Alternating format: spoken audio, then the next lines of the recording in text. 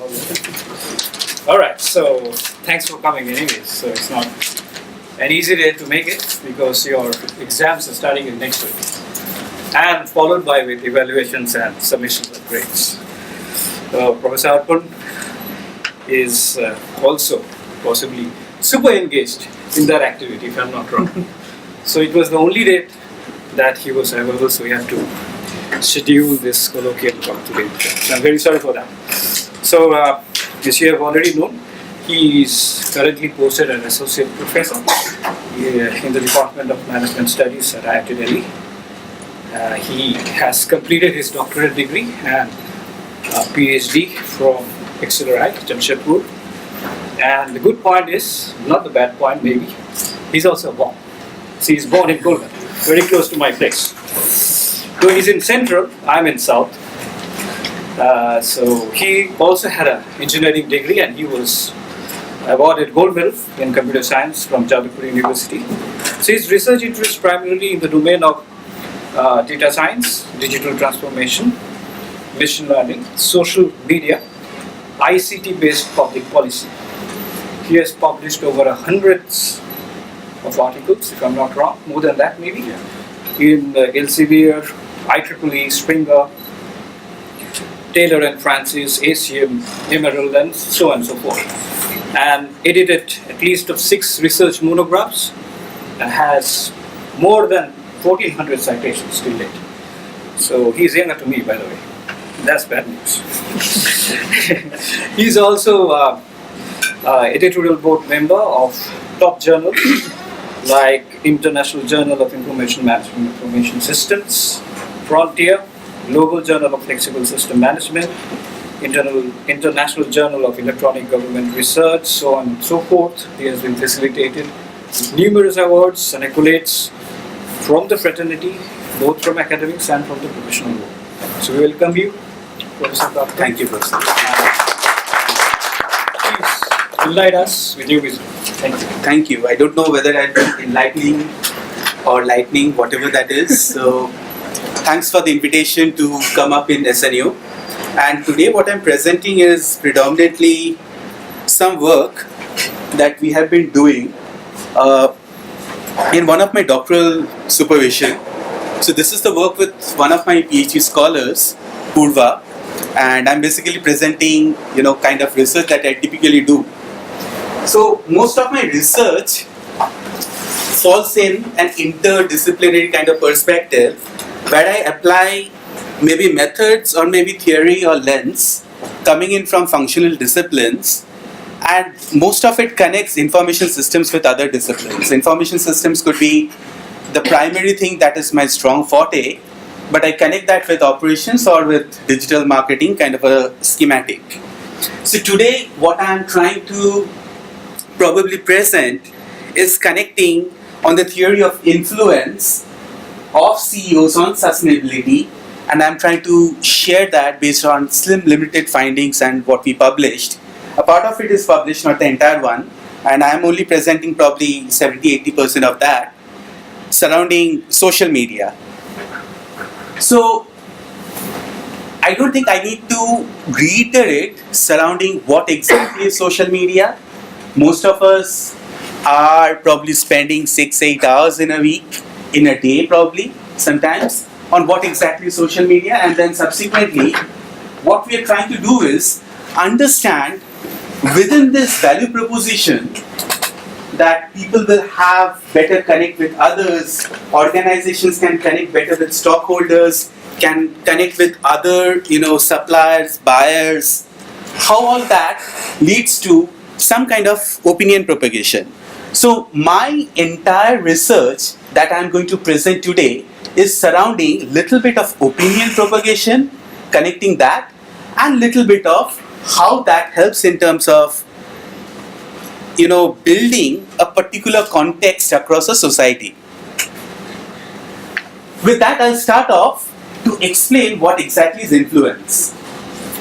Let us make it as interactive as possible. If you feel that at any point of time you would want me to stop and you would want me to explain something, do stop me, okay?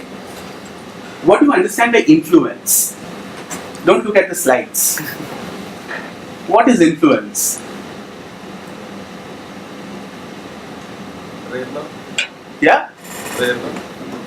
Okay. Can you elaborate a little bit? I don't know the question. I think it's fair. Okay, so I as an individual tell you that, okay, if you are coming in for a presentation, you should wear black or blue. And then you decide to listen to it. That's an influence. If I tell you that, okay, tomorrow you go, whenever you are going for school, you should have leather shoes, and you decide to wear that. That's influence. When somebody actively or positively says something which is likely to have an impact on your thought process, which is likely to have an impact in terms of how you perceive certain things to, or certain elements to be demonstrated, and you demonstrate that, that is precisely what influence captures. And in this networked economy, what happens? We are seeing that there is an increasing great focus on what is called as influencer. So in the digital economy, we have people who are influencer. If they say something, then a lot more people are likely to take up what their advice is. The background for this is basically, we as individuals think that specific types of information has greater credence based on nature of the sources. Specific types of information has better credence based on the type of source that is providing that information. And sometimes the type of information that has better credence, we tend to accept that. We tend to acknowledge or accept that or adopt that information which has greater credence.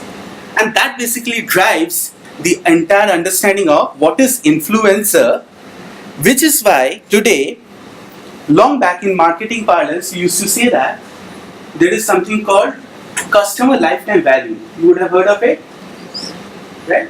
What is customer lifetime value? Basically, it tells you about two things: how much a company spends on acquiring a customer, Right. and then how much a customer spends on that company when he's associated with that company. Right. It's more towards the second part actually. So, suppose I take up, say, a mobile phone, and I take a SIM. Maybe the SIM connection is from Airtel.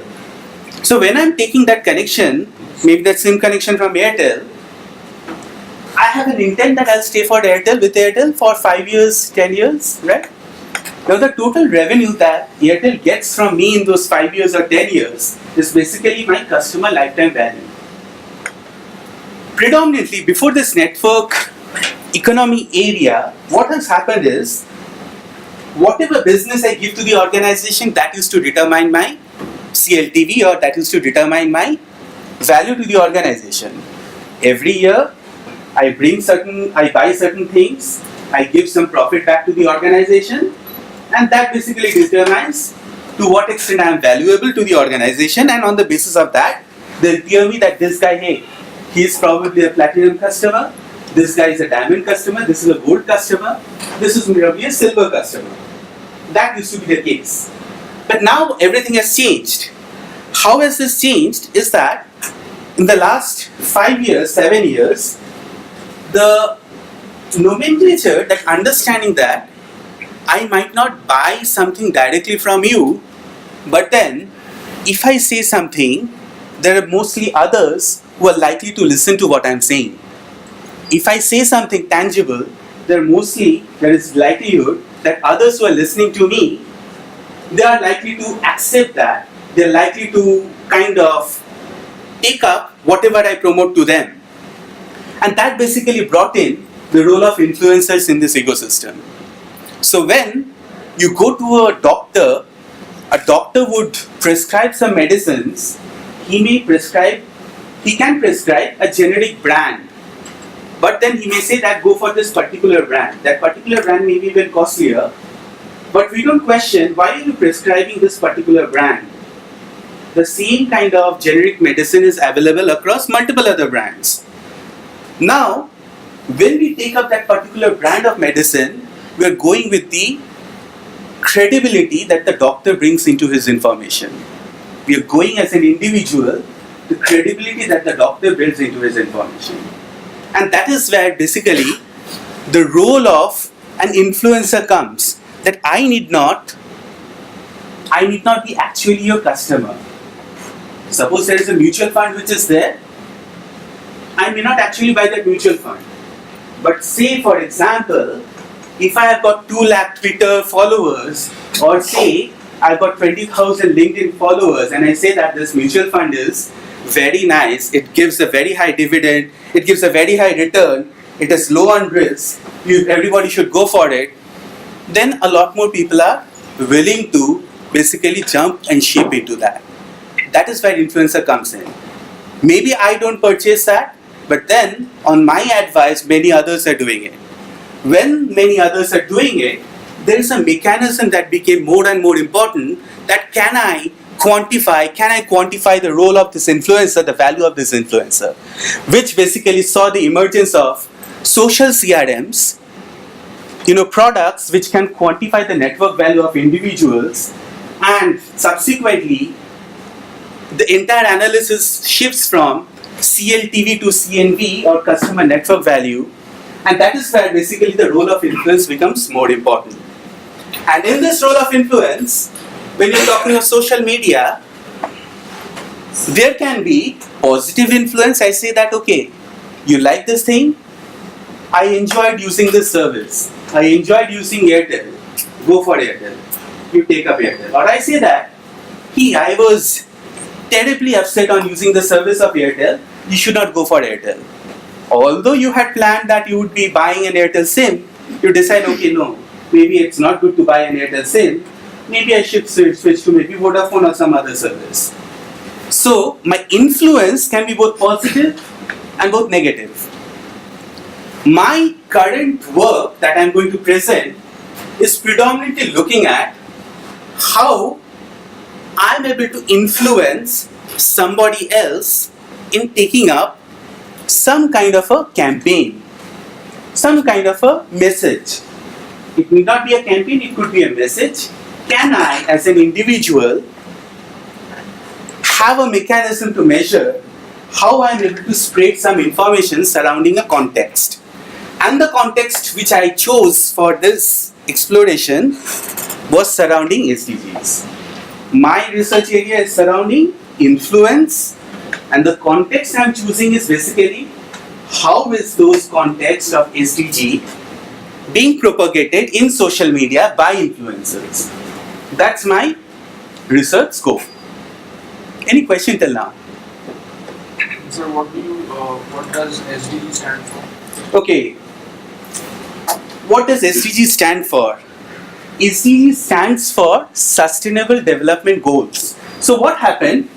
The United Nations, they started saying that across the globe, there should be certain sustainable development goals, and those sustainable development goals, the countries need to comply with them if they were going to be, having a slightly better focus towards how its citizens are faring, what kind of living experiences they are facilitating, and all that.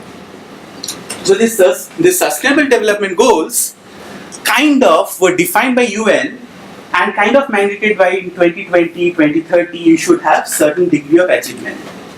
And that is why my core focus is that when I'm talking of these sustainable development goals, there are a few things like, what is the quality of life on land? Is the land where you're staying is very polluted? Is the demarcation of the people who have access to financial resources or the people who don't have access, is that demarcation very well defined? Is it too large? Or you have some degree of financial inclusion, some metrics for financial inclusion? Can you have a decent kind of work environment when you're working?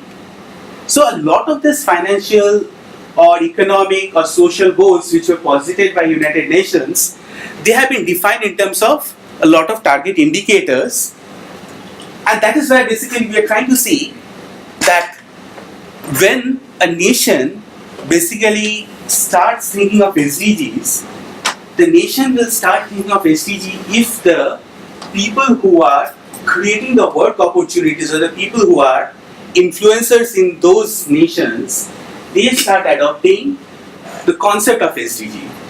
If other people who understand sustainability, the development goals, they are kind of onboarded, only then the concept of SDG becomes, more attractive to the individuals who are at the much more user level. For the normal citizen, can we explore whether CEOs are talking about these SDGs? That's where my actual work is situated. So we started looking at these SDGs and started looking how are CEOs of large companies, Fortune 500 companies, how are these CEOs started to talking about SDGs on social media? What kind of SDGs do they talk about? When we are talking of SDGs, there is a huge set of SDGs which are possible. Among these 17, there are 169 indicators. Which of these SDGs do they talk about? And if people are talking about, if these influencers are talking about these SDGs, is there an indication that there is a preference or hierarchy? When we as individual have our needs, you would be familiar with there are some hierarchy of needs, right? What is that hierarchy? Maslow's hierarchy of needs. Similarly, when the influencers from the industry are talking about these sustainable development goals, are there indicators that some SDGs are considered to be higher order, some SDGs are considered to be lower order, or are there indicators that there is some degree of association among the SDGs? That was the second question that we wanted to explore. Third, when these SDGs are discussed by the top CEOs, by the top influencers globally, is there an indication that how other people react to them? If I'm listening to, say, a great CEO, is there an indicator that I'll resonate with him? If somebody talks something meaningful to you, maybe I'm hearing a great, say, Steve Jobs. If Steve Jobs says something, is that an indicator that the people who are following Steve Jobs, they are also resonating with his ideas? So the idea came from, if people are resonating, what is the nature of that resonation?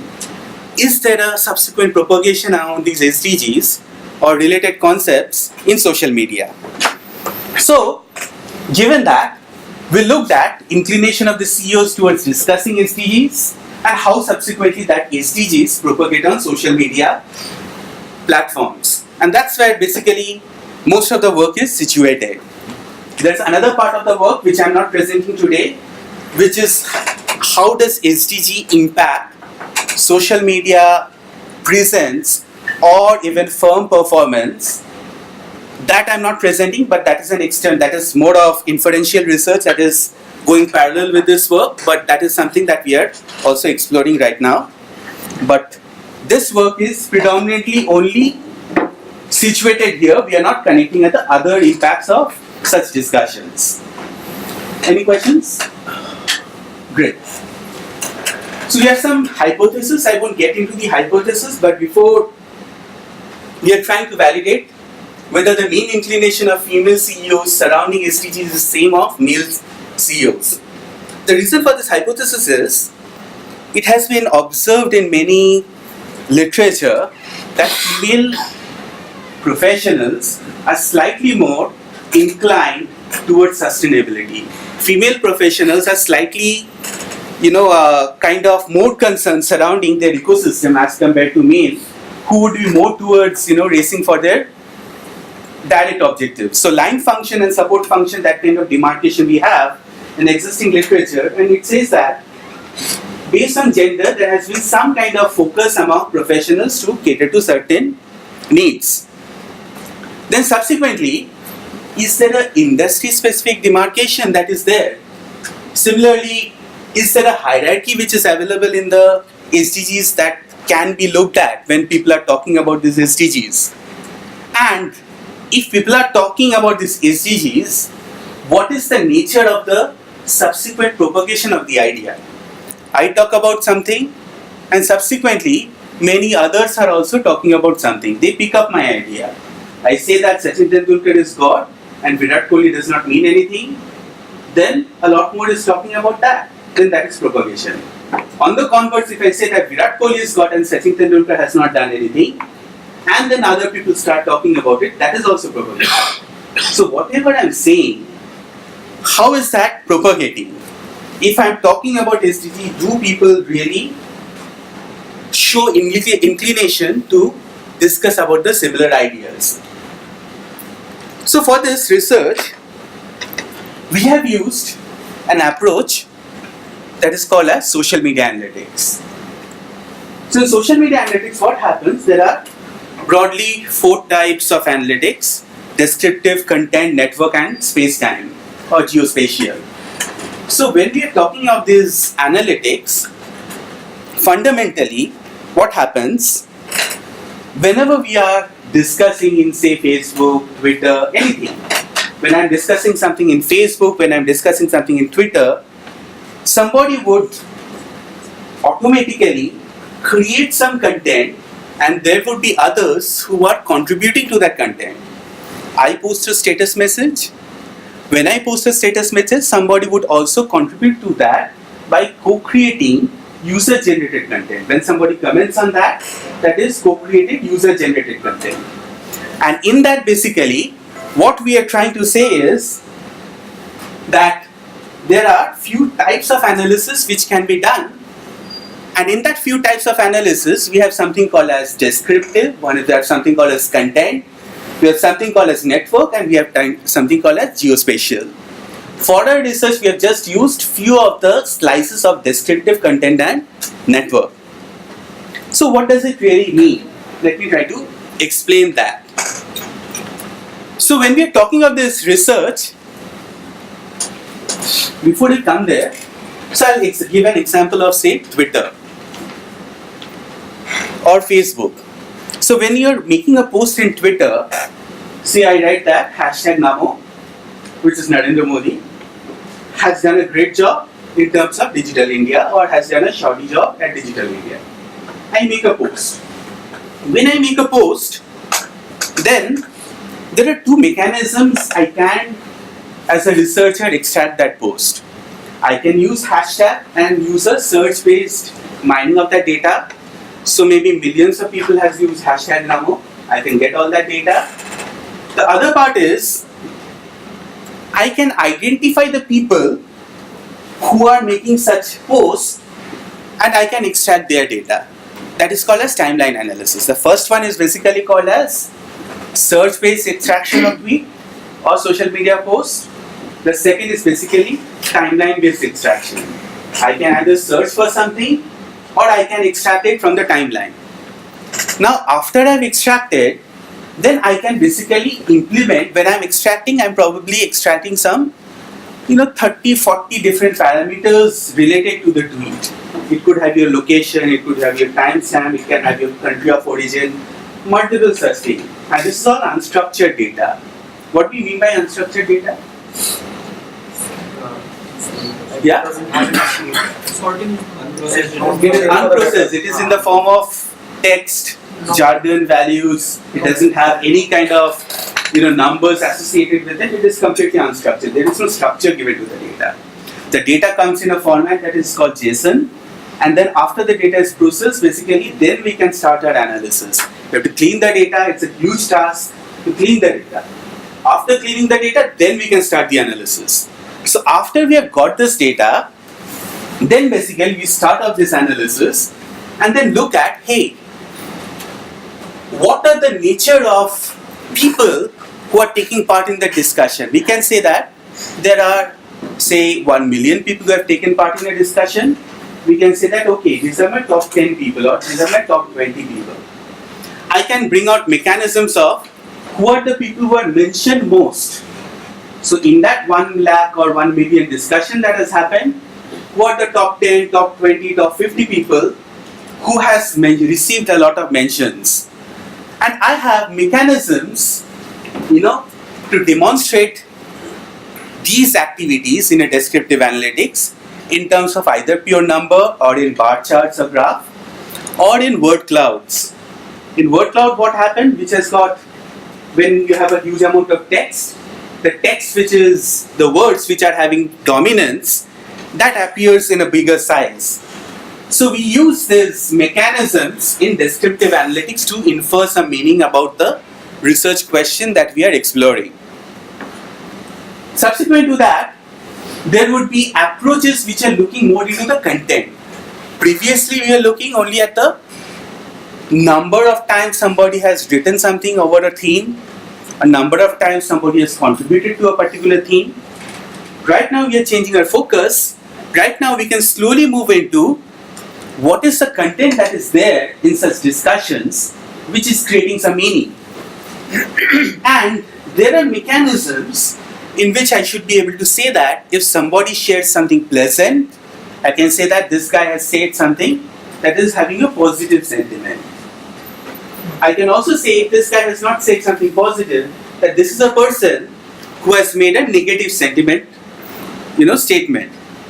So, we have mechanisms of mining the user-generated content in terms of sentiments, and sentiments are of two types.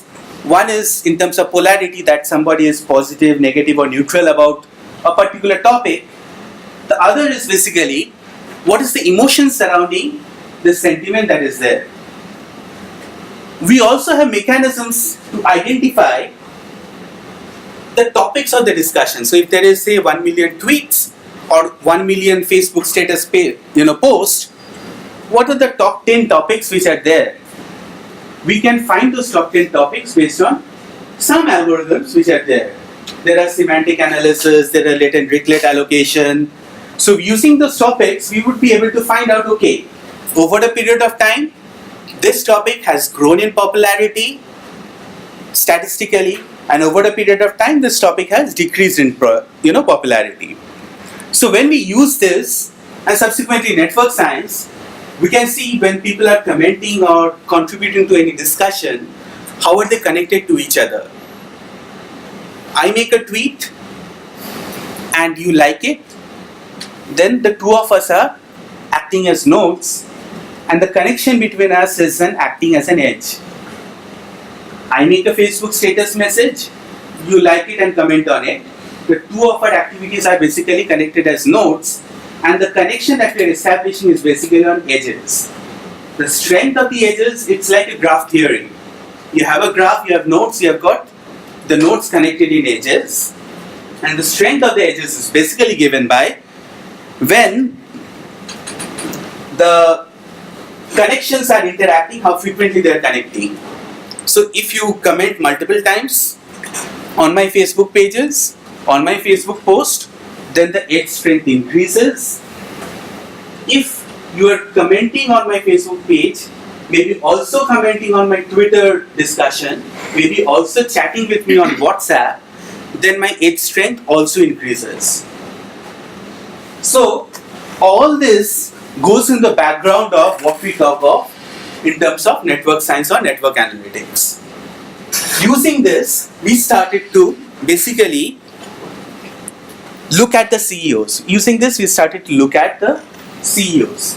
We found that 96 CEOs were there who was having a profile in Twitter, and then we started extracting a timeline-based extraction of tweets, and we found that there are about 3 lakh tweets that we can extract, which basically means 12.9 million data items that we need to resolve using some kind of an algorithm or using some kind of a machine learning application at the back end.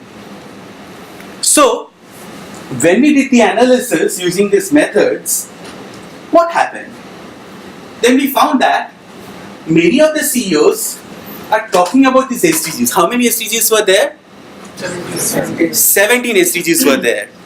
But we found out that most of the CEOs are talking of only 2 to 3 or 5, 6 SDGs. But then after that, nobody is talking more than 5, 6 SDGs. No CEO has talked about more than 10 SDGs. But it indicates that CEOs have indicated that they have some degree of concern surrounding the SDGs. How do we know this, that they are talking about these SDGs? We ran that topic modeling. You remember we talked about topic modeling few minutes back? Right? That if we have millions of posts, we would be able to decipher the key things in those posts by a text summarization method, which is a statistical method, but it gives me that with a degree of probability that these are the dominant themes that people are talking about, and if you're looking for specific topics in that, you can encode that as part of the algorithm. What is the pool of your CEOs? Huh? What is the pool of your CEOs? Fortune 500, within that Fortune 500 only 96 had. All around the world? Yeah, Fortune 500 list is across the world. So these, different countries will have different country-based country effects. Yeah. How would you capture that? No, so we are only looking at what the CEOs are posting. If the CEOs are posting from the personal account, there were only 96 CEOs. We're not looking at country-specific thing. If they're posting in English, we are capturing that. No, I understand, but the content, meaning one CEO headquartered Only the in English. US will not behave in the same way as one CEO. Agreed. So how do you capture that? So we don't capture that. We only continue to look for CEOs whose text is basically in English. We are not looking at beyond English. That is one of the filter that we have used, because I understand where that comes from. If you are changing the language, the entire model of the learning network or the learning algorithm, that entirely goes for a toss. What is applicable in English is not applicable outside the English language, because this entire lexical, the entire ontology, everything is defined only in English. What we apply. Right, that is the limitation of the That's a limitation. technology.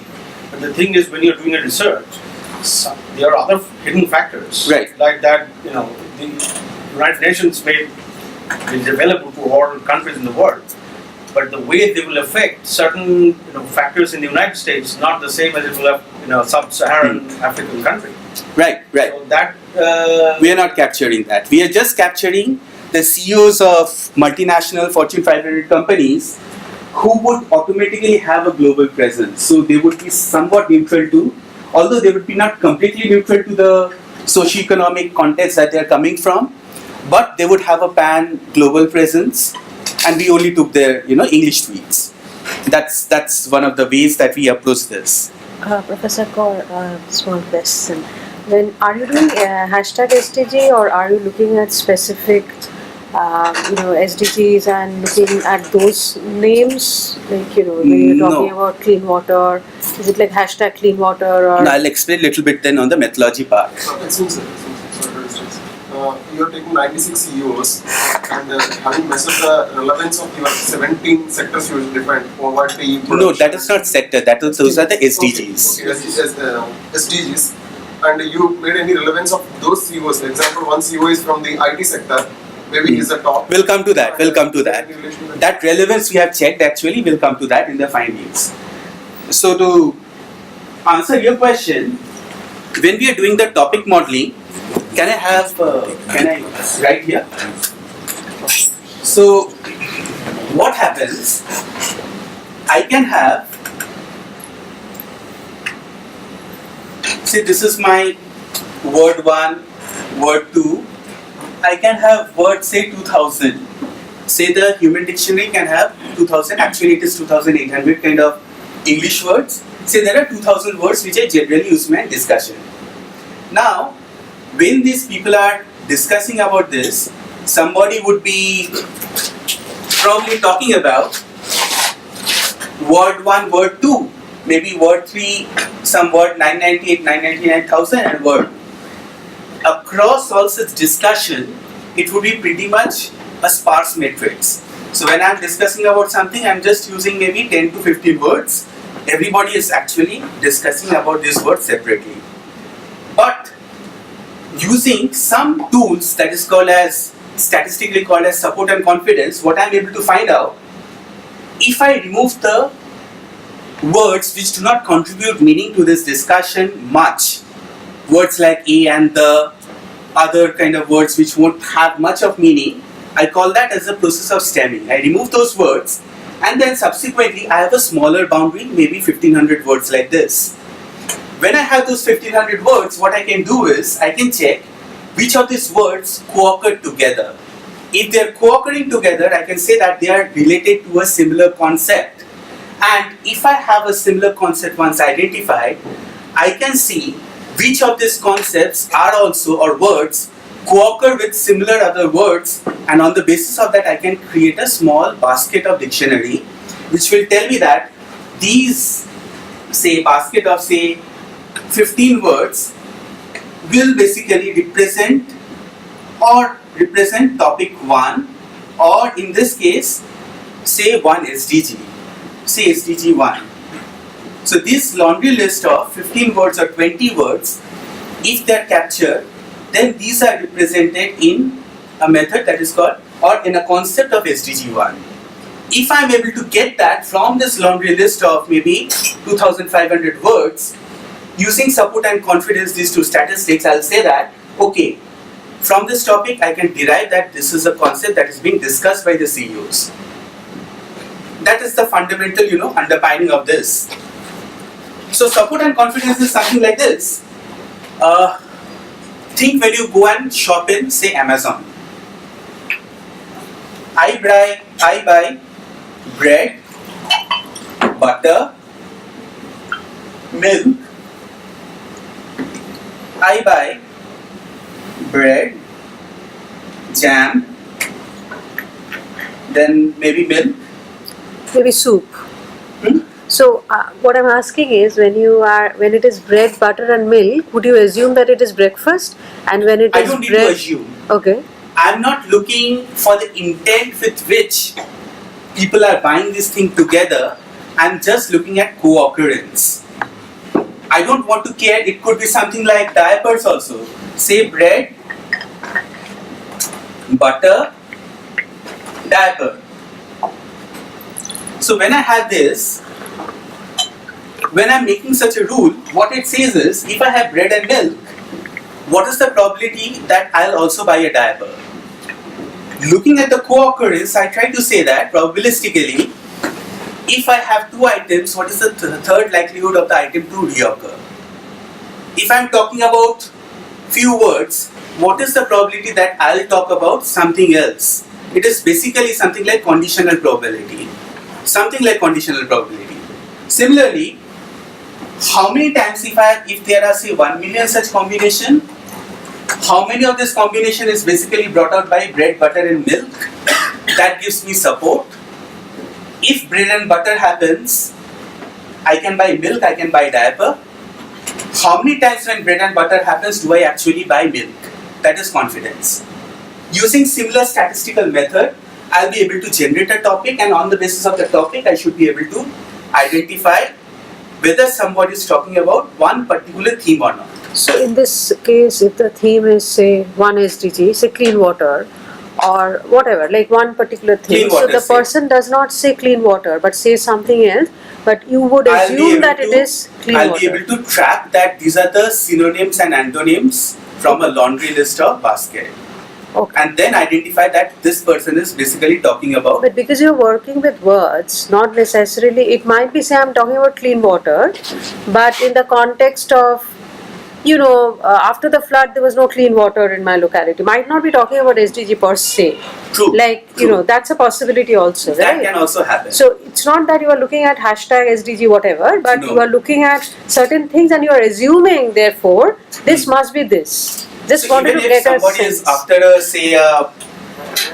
after a disaster, he's complaining that CEO is complaining that there is no clean water.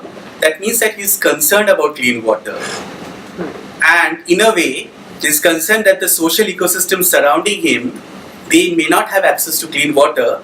He might not be actually talking about SDGs, but then he's resonating about the need for clean water. And that is where basically all this is driven into. But what So it's if it's fresh water. He went on a flight and did not get clean water.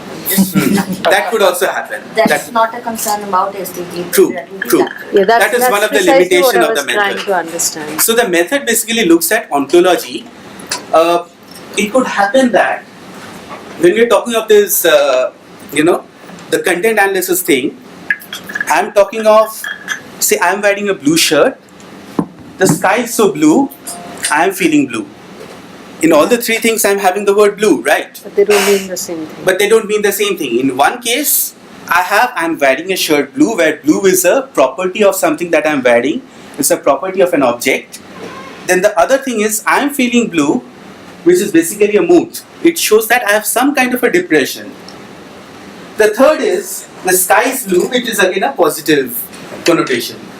So we have something that we call as a web ontology language, or OWL or WOL, in which we basically we break down a sentence into something that is called as a triple. A triple would be consisting of an adjective, an adverb, and a noun. And what properties are co-locating within each other, we can check those properties. But yes, this will be having 80% accuracy, 90% accuracy, but not 100% accuracy. So the ontology build-up basically happens, but it's not bulletproof. So why didn't you study a semantic network instead of doing a contextual analysis like this? Because words, they have context. So like the example you gave. Right. So why didn't you use a semantic network where every word has a semantics around it? Mm-hmm. Then shouldn't that match better? Yeah, we tried that, but the problem is again, in terms of methods, when we are doing the statistical validation, the validation is not coming really great, because those methods of semantic network is really at a very nascent stage even now. It's not that much. There are studies in homophily where that use semantic network, where you can find out connections between or types of associations between people of different cultural background. Right. So if that works for human beings, it should work for words as well. Agree. So only problem is when we are looking at 3,200 tweets of a CEO, and we are deriving, summarization models of that.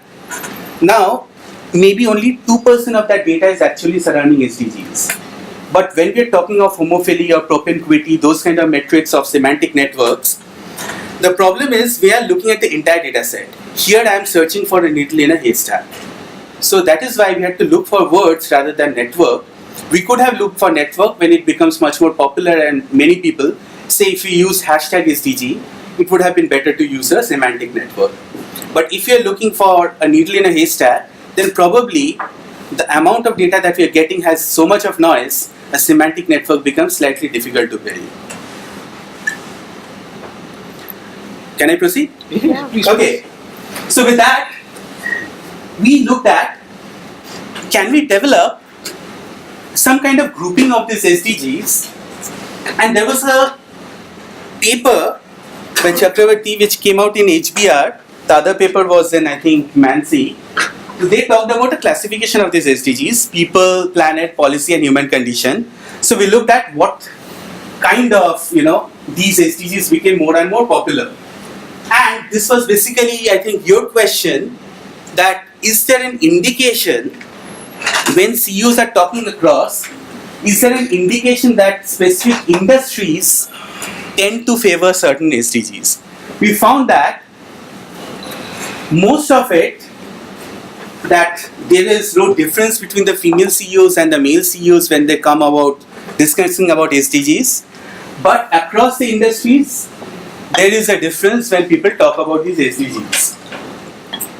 Now, subsequently, we started looking at, is there a mechanism, if we look at, this was a Journal of Business Ethics paper. They proposed first that there is a pyramid among the sustainable goals, and later on they said that there could be an overset, kind of intersecting sets among them also. So one part of our analysis which I have not discussed today is surrounding an intersection set. I am talking about only the pyramid here which we have tried to explore, and we try to see how do these SDGs get discussed.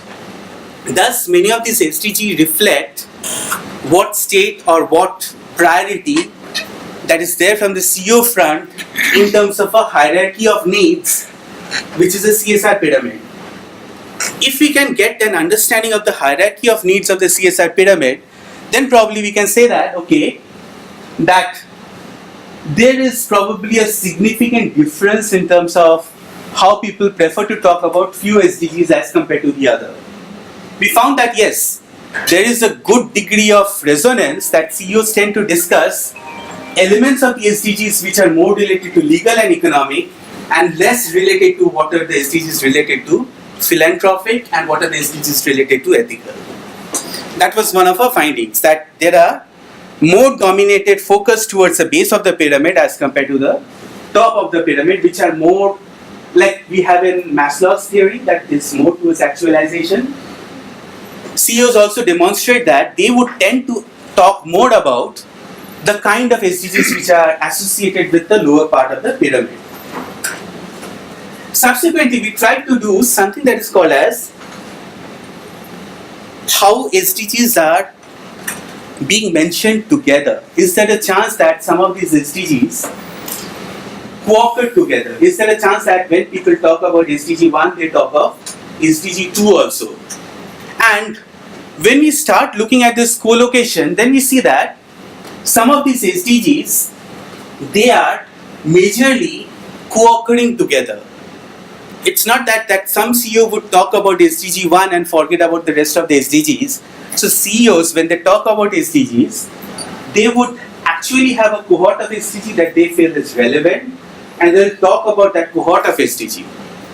So with that, what we started doing is, when these CEOs start talking about SDG, they would also have a lot of followers. Say a CEO has got 10 million followers. Another CEO has got, say, 7 million followers. Now, when he talks about these SDGs, for those specific tweets, is there a possibility that these specific tweets get retweeted more? These specific tweets get likes more? So we started exploring that when they are actually discussing about these SDGs, what is the potential reach they could have, which is basically the reach of their followers and one step back, versus what is the actual reach they had when they discussed about SDGs. So there is a proportion. I have, say, 1,000 friends in Facebook. I post a message. Out of those 1,000 friends, maybe 5 friends actually liked and commented on my message. So 5 by 1,000 basically becomes my proportion. I have a possibility of reaching to 1,000, and if those thousands, say 5 of them or 10 of them or maybe even 1,000 of them click a like, then I reach to their network. When those thousands click a like or hit a like in my case, they would also reach their network. I am trying to capture, can we get the first level of networks in this analysis? So when we did that, we found out that all these SDGs, across these SDGs, the probability of proportion is somewhat, for the propagation thing, is probably same. And across the groups that we have, whether that is philanthropic, ethical, legal or economic, the possibility of proportion of propagation is also the same. So if I talk about SDG 1, the amount of propagation it happens to my network and subsequent network is same as if somebody else talks about or I talk about SDG 2. So there is no bias from the recipient side in terms of when they're liking an SDG discussion, but if a person makes that comment or make that discussion, then automatically it gets some visibility, some kind of a enforcement or action from the recipient side. That's basically, what we found. Did you control for the centrality of the CEOs? Yes. Because this is where it's actually exciting. All the CEOs would have a good presence in social media, a good fanfare, because we're talking of the Fortune 500 kind of a size. But even then, the multiplier are 2 to 3 times. So you have to control for that. Because even though it might be that I'm talking of a CEO, say of a Fortune 498 company versus a Fortune 8 company. Now the Fortune 498 company, because it is more customer oriented, would be having a large number of followers as compared to the Fortune 8 company, which could be, say, in oil and gas, and therefore no common person really follows what he is doing. But even that demarcation we need to control for when we are talking of the, proportion of population. So, what we understood is there are some few counterintuitive findings. The first thing that when we are looking at this analysis, we realize that, okay, if CEOs are discussing about these sustainable development goals, first of all, not every CEO is talking about all the goals. So there can be a mechanism when probably the government side, there is some kind of an intervention, there is some kind of a policy that kind of reinforces the inclination of CEOs to discuss about the other sustainable goals. See, when I talk of this, there is inherently one small perspective. In a director's report, say I'm a CEO, I may give a very, contextualized and a politically correct statement when I'm giving a director's message. I may not showcase that bias. But when I am talking in social media over a period of a longer duration, I might not be able to control for that, being politically right all the time and consistently across all the CEOs. So I will, at a point of time, talk what is politically right, but then it also kind of reflects my natural inclination. So that's where we found that in general, if there is a natural inclination from people to receive such discussions, to receive such comments, to receive and propagate and showcase their liking for such comments, and despite that, CEOs are not really, demonstrating that they would be showing equal parity across all such comments, probably that's where we can have some kind of intervention, or we can have mechanisms from the government which says that, okay, maybe not the bottom of the pyramid is all that you should be focusing your end at, but maybe you can look at other mechanisms which are towards the top of the pyramid. What could be mechanisms which could trigger the focus from economic to the top? We started seeing that if CEOs have equal focus from the bottom to the top, then probably their role as positive influencers or active influencers become more and more critical, and more people start having an understanding or having an idea of what exactly is SDGs and related concepts surrounding it. And that's where I guess my study concludes that we found that few things, women are supposed to be socially more responsible than men, but that we did not understand because we did not statistically get that data, purely because the number of women CEOs is also very less, although we tried to generalize from our findings. Then we found that the degree to which the CEOs talk about sustainability across the pyramid, that is significantly different. So there is a requirement that reinforces, or that is a requirement which kind of prioritizes the needs or the inclination of the CEO to talk at the top of the pyramid. And thirdly, when the CEOs are talking about such kind of, SDGs, the reception from the audience is similar, so the propagation happens at a similar pace. That's what fundamentally we are talking of, the influencer-influencee relationship.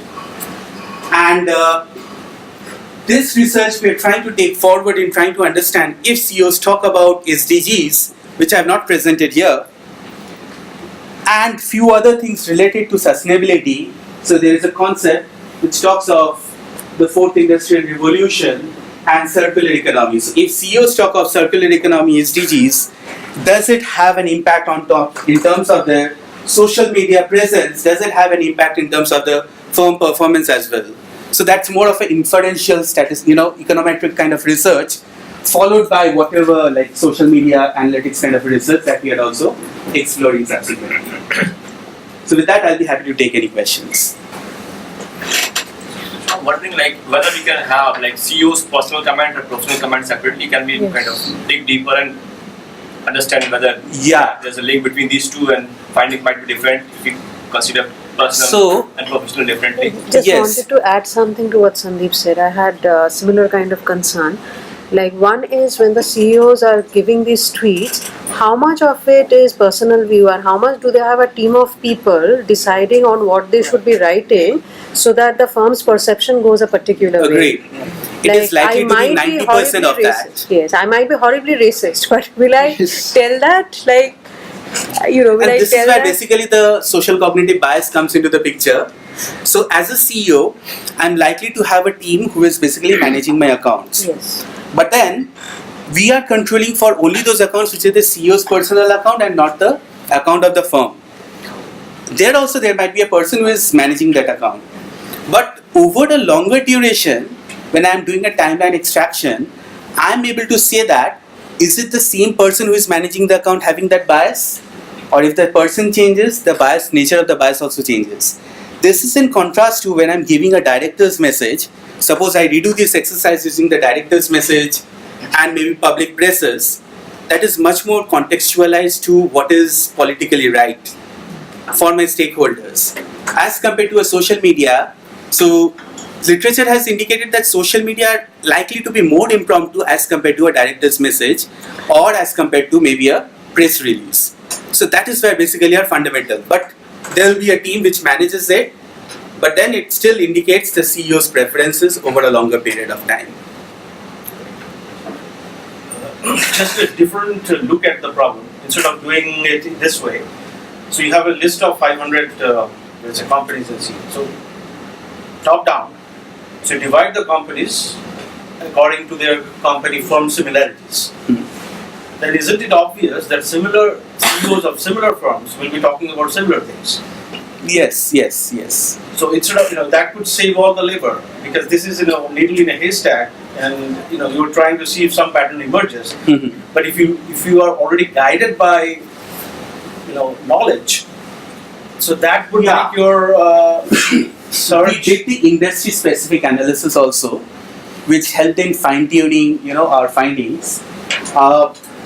You're absolutely right that if you look at this also, you'll see that, for example, these layer, they have specific inclination from few of the specific industry type. I have not been able to capture all the industry type that this Fortune 500 or this 96 firms there. But if you look at this, specific industry types would have specific orientation towards specific SDG that we are capturing actually.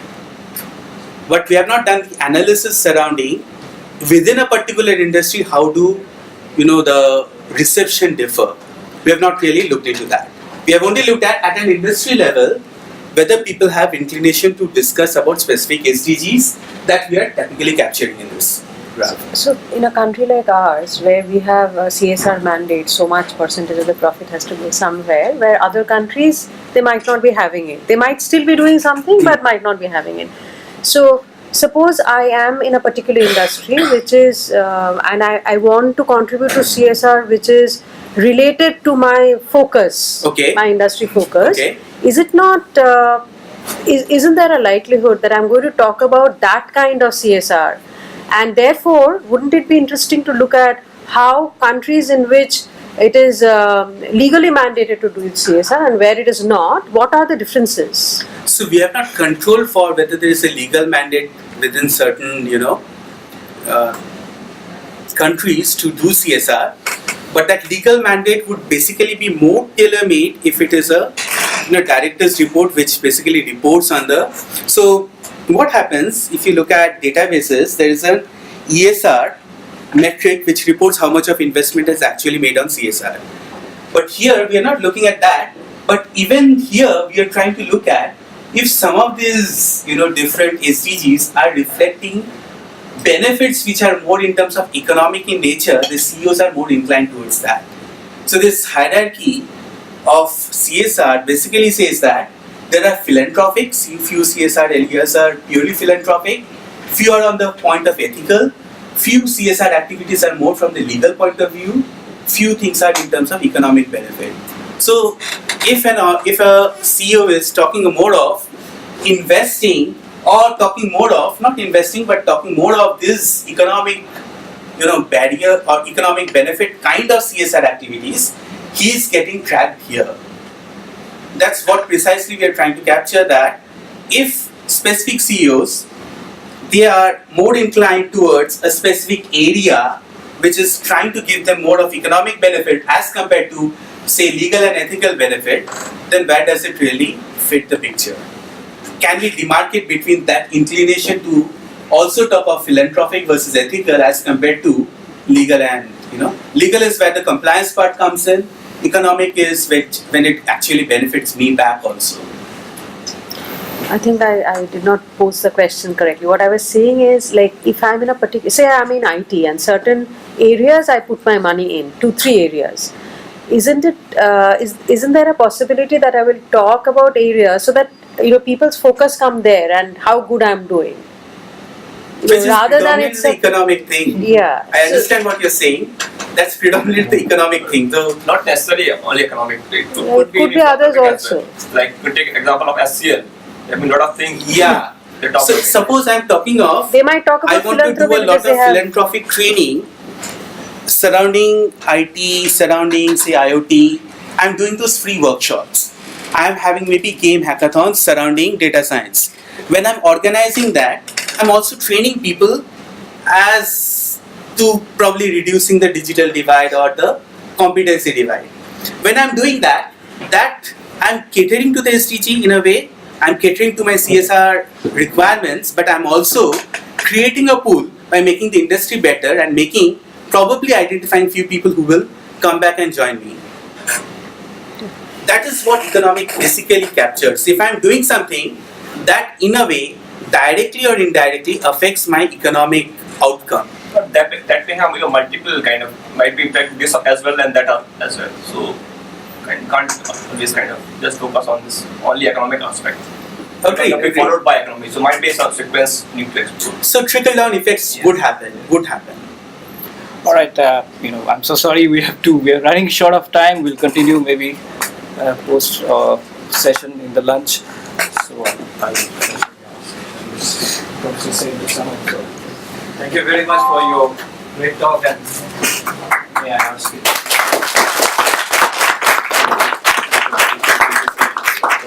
I thought it was, even if you may disagree with the end conclusion, that does the caring of the CEO about particular SDGs really translate into any action?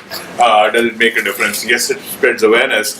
I thought it was methodologically very illuminating, just to how to kind of put your arms around what's an increasingly diverse world of social media and reach some kind of conclusion. One suggestion that I have, I'm familiar with the work that's being done out of the UN, where a UN body, they've been tracking the annual reports of companies for references of SDGs, and then correlating, firm performance to some degree. And there's been some preliminary results to show that those who are actually talking about it explicitly are, by definition, They are actually more doing money. better also. They're actually doing it. And it would be very interesting to compare that conclusion with your CEOs, whether there's some added layer of influencing on top. Because that would, in a sense, answer some of the questions about the end correlation. So, I was happy to link you with those people. Definitely. Great. So we published this paper in International Journal of Information Management, which is an ABDC A-star kind of a journal. But another part we are trying to publish in Information and Organization, which is more towards the second part, which I have not really presented, which is more towards looking at the SDG orientation of CEOs, then their circular economy orientation, and then whether that translates to firm performance in any way or not. So we are trying that. I don't know whether we're successful or not. Lovely. Thank you. This is another thing we have to do. Thank you all. Lovely to see a full room. Really validates what Kaushik has been saying for a long time. Okay, I'll see you guys shortly. Thank you very much. Thank you so much. Thank you very much.